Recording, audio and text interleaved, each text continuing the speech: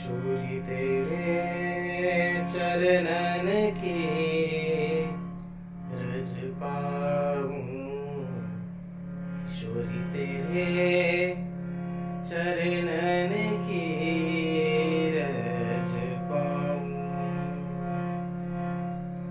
बैठी रहूं कुंजन के कोने, बैठी रहूं कुंजन के कोने।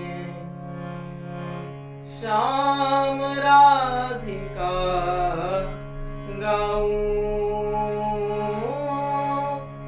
श्याम राधिका गाऊं, किशोरी तेरे चरणन की रज पाऊं, किशोरी तेरे चरणन की रज पाऊं। किशोरी तेरे चरणन की रज पाऊं। यह सुंदर दिव्य रचना श्री स्वामी हरिराम व्यास जी के द्वारा रचित की गई है।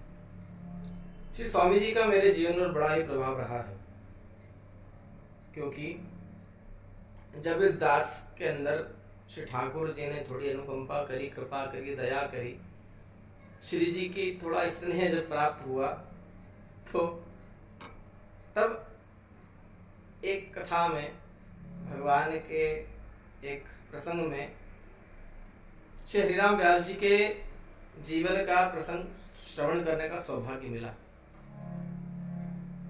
और जब श्रवण किया तो हृदय प्रभु को प्राप्त करने की एक सीढ़ी सी प्राप्त हुई कि हम भगवान के धाम को कैसे प्राप्त कर सकते हैं। श्री हरिराम व्यास जी का जन्म भगवान के दिव्य स्थान राघवेंद्र सरकार के ओरछा में हुआ। मार्गशीर्ष माह के कृष्ण पक्ष की पंचमी के दिन। इनके पिताजी का नाम था सुमोखन शुक्ल जी और माताजी का नाम था पद्मावती देवी। वैसे तो बड़े ज्ञानी थे, बड़े विद्वान थे, और विद्वानता के कारण इन्होंने अनेक अनेक राज्यों में शास्त्रार्थ किए। शास्त्रार्थ करते करते दिग्विजय का संकल्प लेकर अनेक अनेक राज्यों में गए और वहां पर विजय प्राप्त कर ही लौटे। अब मन में आई कि अब जो ब्राह्मणों का गढ़ है, जो विद्वानों का गढ़ है, ऐसा दिव्य स्थान काशी को चलते हैं और काशी के ब्राह्मणों को परास्त कर वहां पर भी विजय प्राप्त करें, तो सारा जग हमें पूजने लगेगा। जब इस प्रकार की बात कही और श्री हरिराम व्यास जी चले काशी में। काशी के ब्राह्मणों को पता चला कि भैया हरिराम व्यास जी आ रहे हैं, जो बड़े विद्वान हैं, वो आ रहे हैं, तो क्या किया जाए, कैसे बचा जाए, कैसे क्या किया जाए। तभी सब ब्राह्मण देवता कुछ तो शास्त्रार्थ के लिए चले कि अरे देखते हैं कौन है, हम काशी के ब्राह्मण हैं, हमें कोई कैसे परास्त कर सकता है। तो चले, कुछ परास्त हुए और काशी की इज्जत बचाने के लिए, अर्थात यह कहा जाए, शब्द गलत है, मगर काशी का सम्मान बचाने के लिए ब्राह्मण देवता भगवान विश्वनाथ के पास पहुंचे और बाबा से कहा, बाबा अब इस काशी की जो लाज है वो आपके हाथ में है, आप बचाइए, वरना ब्राह्मणों का नाम खराब हो जाएगा। लोग दूर दूर से यहाँ पढ़ने को आते हैं, शिक्षा ग्रहण करने को आते हैं, और आप सोचिए यदि यहाँ सभी ब्राह्मण परास्त हो गए तो फिर विद्वानता कहाँ रह जाएगी। हम किसको बताएंगे कि हम विद्वान, हम काशी के हैं। तो हे प्रभु, आप हमारी रक्षा कीजिए। संध्या का समय हुआ और हरिराम व्यास जी अपने कक्ष में विराजमान थे। तभी एक द्वारपाल ने आकर कहा कि प्रभु, कोई वृद्ध ब्राह्मण है जो आपसे मिलना चाहते हैं। कहा कि ठीक है, बुलाइए। हरिराम व्यास जी ने सोचा कि भैया कोई वृद्ध ब्राह्मण है, कोई विद्वान है, मुझसे शास्त्रार्थ करना चाहते, तो अपनी शास्त्रार्थ की तैयारी कर अपने पुस्तकों को रखकर बैठ गए। प्रणाम किया और कहा कि कहिए प्रभु। तब वृद्ध ब्राह्मण ने कहा कि मैं आपसे शास्त्रार्थ करने नहीं आया हूं, अपितु मैं तो आपसे बस मन में एक जिज्ञासा सी मची है, एक जिज्ञासा है, वो प्रश्न आपसे पूछने आया हूं। कहा कहिए। तब उस वृद्ध ब्राह्मण ने प्रश्न किया कि प्रभु, विद्या का फल क्या है? जो ये प्रश्न किया, हरिराम व्यास जी ने तुरंत उत्तर दिया कि विद्या का फल है विवेक। क्या फल है? विवेक। विद्या का फल है विवेक। तो कहा कि तो क्या आपने विद्या पढ़कर विवेक प्राप्त कर लिया? व्यास जी ने कहा, आप क्या प्रश्न कर रहे हैं? बोले, मैं यह प्रश्न कर रहा हूं कि क्या आपने विद्या अध्ययन कर इतनी विद्वानता हासिल कर विवेक प्राप्त कर लिया? हरिराम व्यास जी समझ गए कुछ साधारण ब्राह्मण नहीं है। हाथ जोड़कर खड़े हुए पूछा, प्रभु आप कौन हैं? तब साक्षात भगवान विश्वनाथ, साक्षात भगवान महादेव खड़े हुए अपने स्वरूप में आकर और कहा कि अरे हरिराम व्यास जी, आप ये क्या कर रहे हैं? क्या विद्वानता में लगे हुए हैं? अरे आप तो भगवान की सबसे प्रिय सखी विशाखा जी के अवतार हैं। ये विद्वानता छोड़िए, ये संकल्प छोड़िए, अरे प्रभु की भक्ति कीजिए, प्रभु के प्रेम में लगिए। ये आपका कार्य नहीं है। आपको तो भगवान के श्री चरणों की सेवा करनी है, उनको पद सुनाने, उनकी सेवा करनी है। अरे अपने हृदय में अपने श्री ठाकुर जी को पुकारो, उनको बुलाओ। जाओ वृंदावन जाओ, जाओ वृंदावन जाओ। जब ये बात कही तो श्री हरिराम व्यास जी के ज्ञान चक्षु खुल गए। कहा, अरे प्रभु, मैं कितना बड़ा अपराधी हूं जो विद्वानों को हराने में लगा हुआ हूं। अरे यह मेरा कार्य नहीं है। मेरा कार्य तो भगवान की भक्ति करना है। प्रभु आपकी कृपा से आज मेरे ज्ञान चक्षु खुल गए। और उसी समय भगवान वहां से महादेव अंतर ध्यान हुए और हरिराम व्यास जी उसी समय तत्क्षण वहां से उठकर चल दिए, अपने नगर में गए। नगर में जाकर भी उनके अपने हृदय में भाव वृंदावन के आने लगे। वृंदावन की याद आने लगी, लता पताओं की याद आने लगी, श्री ठाकुर जी का दिव्य स्वरूप ध्यान आने लगा, अश्रुधारा बहने लगी। प्रभु का वो दिव्य स्वरूप, रास स्वरूप भगवान का दिखने लगा। नेत्रों से अश्रु बहाते हुए परिवार वालों से कहा, मुझे यहाँ अच्छा नहीं लगता। परिवार ने कहा, अरे क्यों अच्छा नहीं लगता? यहाँ पत्नी है, बच्चे हैं, परिवार है, समाज है, सब कुछ है, फिर क्यों अच्छा नहीं लगता? कहा, नहीं, मुझे यहाँ कुछ प्रिय नहीं लग रहा। मन में एक पीड़ा सी रहती है, वृंदावन की याद सताती है। उन्होंने कहा, अरे क्या बच्चों जैसी बात करते हो? वृंदावन की याद आती है तो चले जाना कभी, मगर अभी अपने कार्यों को पूर्ण हो, फिर धाम की यात्रा को जाना। मगर हरिराम व्यास जी का मन नहीं माना। हमारे एक दिन एक रात्रि में सब कुछ छोड़कर चल दिए। उसके पूर्व एक बार प्रभु की कृपा से श्री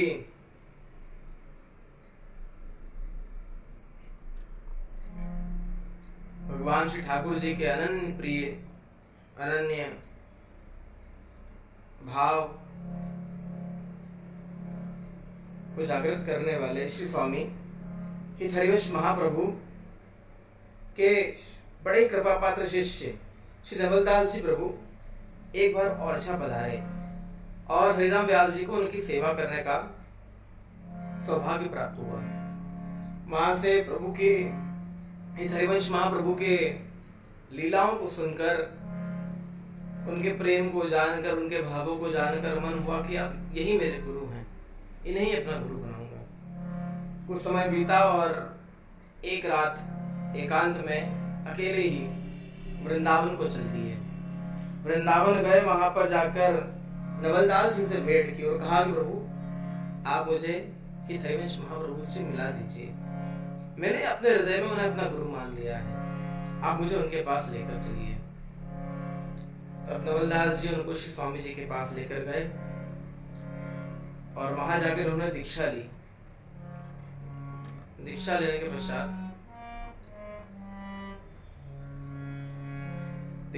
पश्चात वहीं पर रहने लगे। परिवार वाले ढूंढते ढूंढते इनको वृंदावन आए और वृंदावन में आकर इनसे कहा कि आप चलिए घर। अरे यहाँ नहीं रहना, अभी तो परिवार है, बच्चे हैं, कैसे क्या सब होगा, आप चलिए यहाँ से। मगर इन्होंने तो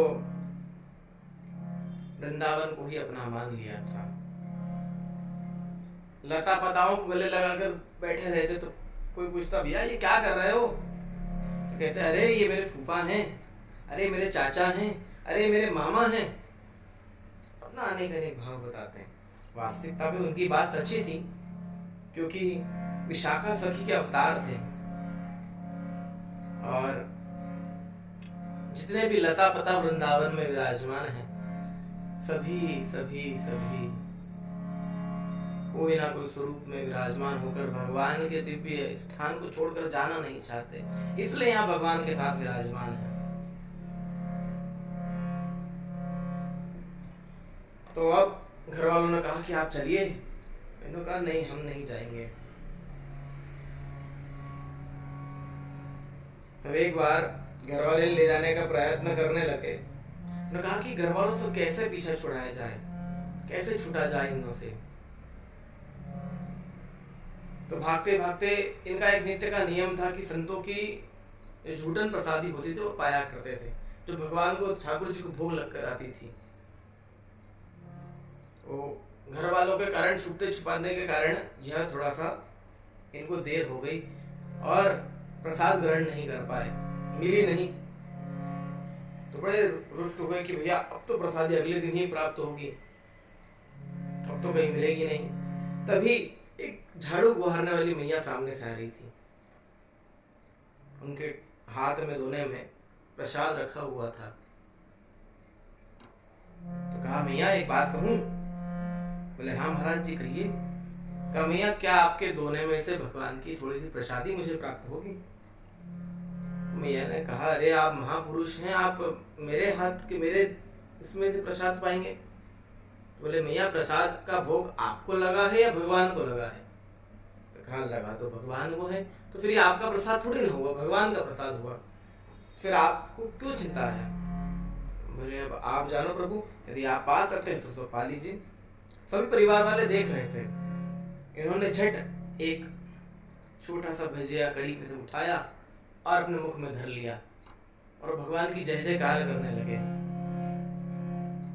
जो ही परिवार वाले देखा कि अब ये हमारे बीच में बैठने लायक नहीं रहा, अरे झाड़ू गुहारने वाली के हाथ में से खा लिया, अभी हमारे साथ बैठना है। और घर वाले वहां से छोड़कर चले गए। इनको बड़ा आनंद हुआ कि अरे वाह धन्य है, और मैया के चरणों पड़ गए। बोले मैया जो ये संत जन नहीं कर पाए, जो बिहारी जी नहीं कर पाए, जो राधा वल्लभ जी नहीं कर पाए, वो आपके हाथ में रखे दोने ने कर दिया, वो आपने कर दिया। बड़े आनंदित हुए। अब जब ये यहाँ रहने लगे और जब पत्नी और पुत्र पुत्रियों को जब पता चला तो उन्होंने भी यहाँ आकर रहना आरंभ किया। इनकी पत्नी ने एक बार अपने सारे गहने जेवरात को बेचकर संतों के भंडारा करवाया, क्योंकि उन्हें दंड प्राप्त हुआ था। एक बार संतों ने श्री हरिराम व्यास जी को प्रसाद बिठाई, प्रसाद पाओ, और दूध का जब प्रसाद आया तो इनकी पत्नी ने गलती से थोड़ी सी मलाई भी साथ में डाल दी। इससे रुष्ट होकर इन्होंने कहा कि आज के बाद तुम यह भोजन की प्रसादी की सेवा नहीं करोगी, जाओ चले जाओ। सेवा से दूर कर दिया। पत्नी बड़ी दुखी हुई, 3 दिन 3 रात तक कुछ नहीं पाया, शरीर कष्ट में आ गया। संतों ने समझाया कि देखो आप ऐसा मत कीजिए। तब इन्होंने कहा कि देखो तुम्हें दंड तो देना पड़ेगा, तो दंड के लिए तुम जाकर अपने जितने भी गहने हैं वह सब दे आओ और उसको बेचकर जो धन प्राप्त हो उसे संतों का भंडारा करो, तो ही तुम्हें सेवा प्राप्त होगी। उसी समय जाकर पत्नी ने सब जेवरात धन बेच दिए और धन लेकर आकर संतों का भंडारा किया और पुनः सेवा में आई। अब इन्होंने कई सारे पद लिखे, जिसमें से मुझे बड़ा प्रिय लगता है पद, जिसको सुनकर मेरे हृदय में बड़ा आनंद हुआ और प्रभु के प्रति प्रेम और दृढ़ हुआ और बढ़ सा गया।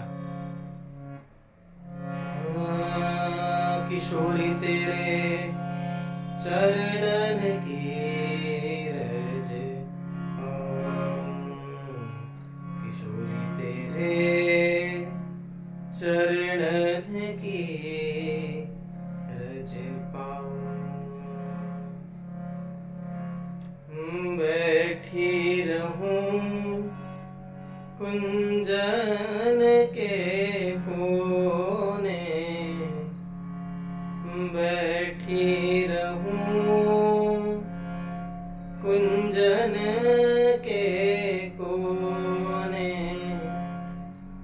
श्याम राधिका गाऊं, किशोरी तेरे चरणन की रज पाऊं। या रज शिव सनकादिक लोचन, या रज शिव सनकादिक लोचन, सूरज शीस चढ़ाऊं।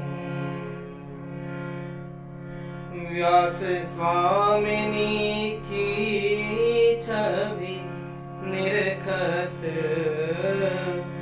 व्यास स्वामिनी की छवि निरखत, विमल विमल जस गाऊं, किशोरी तेरे चरणन की रज पाऊं, किशोरी तेरे चरणन की रज पाऊं।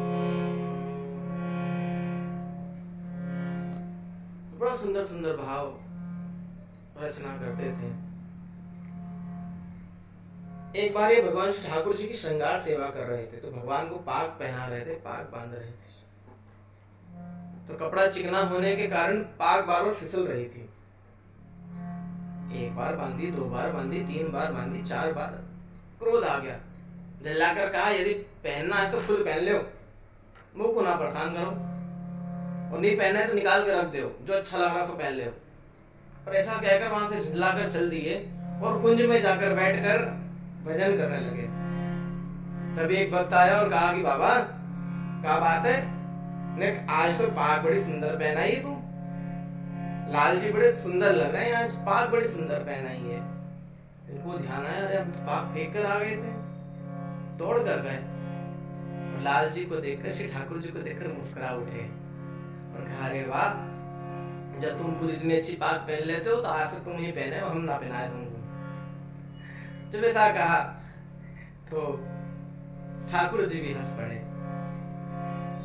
ऐसी कई अन्य दिव्य लीलाएं उनके साथ घटित होती थी और श्री ठाकुर जी की सेवा में श्री ठाकुर जी उनको कई बार दर्शन प्रदान करते थे, कई बार लीला करते थे। इनके 3 पुत्र थे और 1 पुत्री थी। पुत्री भी विवाह के पश्चात भी इतनी भगवत भक्त हुई कि वृंदावन छोड़कर नहीं गई। जब समय बीता तो इनके पास जितना धन था, जितना धन इनके पास रखा हुआ था, उसको अब जब बंटवारा होने को आया तो इनके 3 पुत्र थे, तो तीनों को बांटने के लिए इन्होंने एक नया ही तरीका निकाला। एक हिस्से में तो ठाकुर जी की सेवा पूजा को रखा, दूसरे हिस्से में धन रखा, और तीसरे हिस्से में श्याम बंदनी और छाप को रखा। श्याम बंदनी अर्थात भगवान के छाप तिलक को रखा। अब अपने तीनों पुत्रों को छूट दे दी कि भैया तुमको जैसा जो लगे तो ले लो, जाओ। तो तब ज्येष्ठ पुत्र श्री रामदास जी ने धन लिया, उनसे जो छोटे पुत्र थे विलासदास जी ने श्री ठाकुर जी युगल किशोर जी की सेवा प्रदान ली, और जो किशोरदास जी थे सबसे छोटे तीसरे पुत्र, उन्होंने श्याम बंदी और छाप ली और तुरंत ही अपने ललाट पर तिलक लगाया और तुलसी घंटी धारण कर ली।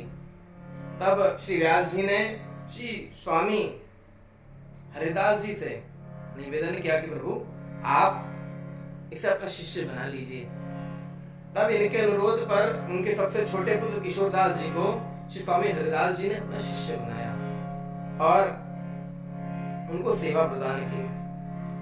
अब किशोरदास जी एक बार यमुना जी के तट पर गए और वहां पर भगवान के प्रिय प्रथम के रास को देखकर बड़ा आनंदित हुए और एक पद गाया, और जब पद गाया तो उस पद को सुनकर श्री ललिता सखी ने एक ही बार में उसको याद कर लिया।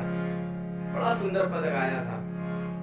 अब जब स्वामी जी लीला में बैठे तो वही पद श्री ललिता सखी गुनगुना रही थी और उस पद को सुनकर उनको बड़ा आनंद हुआ। और उसी समय श्री हरिदास जी ने पूछा ललिता सखी से कि हे प्रिय जी, हे सखी जी, यह किसने गाया है, किसने कहा है? तो उन्होंने कहा कि आपके शिष्य हैं किशोरदास जी, ये उन्हीं ने ही गाया है, उनको ही सुनकर आए हैं। बड़ा आनंद हुआ कि वाह, मेरे ठाकुर जी कितना सुंदर सुंदर भाव कौन गा सकता है, कितना सुंदर भाव है। ऐसे हरिराम व्यास जी के पुत्र भी हुए। अब हरिराम व्यास जी भगवान की सेवा करते और नित्य उनके भाव में समाधिस्थ होकर उनका नित्य भजन करते और जीवन पर्यंत कभी छोड़कर नहीं गए वृंदावन को, नित्य वृंदावन में ही निवास रहा, कभी ओरछा नहीं गए। और वृंदावन की रज को अपने मस्तक पर लगाकर कहते हैं, या छवि या रज शिव, या रज शिव सनकादिक लोचन, या रज शिव सनकादिक लोचन, सोरज शीश नमा